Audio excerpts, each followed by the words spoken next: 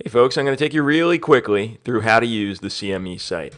Now, I've logged in here at cme.emcrit.org/learn, and this is my control panel, my dashboard, showing me the courses I've already enrolled in. You can see I've already completed the tranexamic acid podcast, and now I've already had podcast 68 added, but let's say I didn't. Let's say it wasn't there because I signed, I joined the CME site after these courses were already signed. Well, that's no problem. You just go to course catalog right over here, and you click on podcast 68.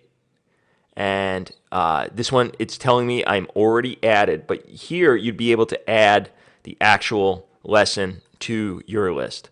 So now it's added, and we'll click on this. And the first button I'm going to go to is Start Lesson.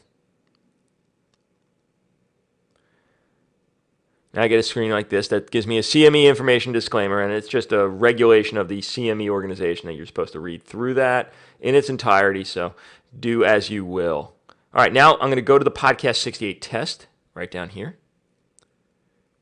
and I'm going to see it's 2 questions, very easy and nice for you folks, and I'm going to proceed to the test.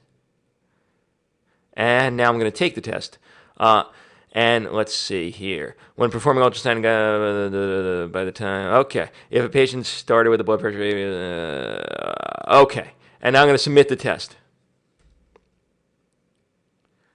Okay, and it's going to tell you whether you were right or wrong. You could retake this test if you screwed up. You'd obviously go back and listen to the podcast, wink, wink, and make sure you figured out why you were wrong, and then retake the test. Now I'm going to go to the post-lesson survey. Again, this is a requirement of the CME organizations. I wouldn't force you guys to do this unless I had to. All right, so 4 questions, super easy. Make EMCrit look good. If you learn something, say true, true, true, and then check off all that applies so that you have a better understanding of diagnostics, of treatment, and evidentiary basis. Okay, great. Let's submit that bad boy.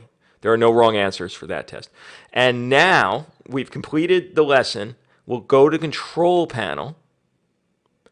And here, if you want to print it right now, is your lesson certificate. If you don't want to print it now, it's going to be saved. It's there. But let's just take a look at the certificate.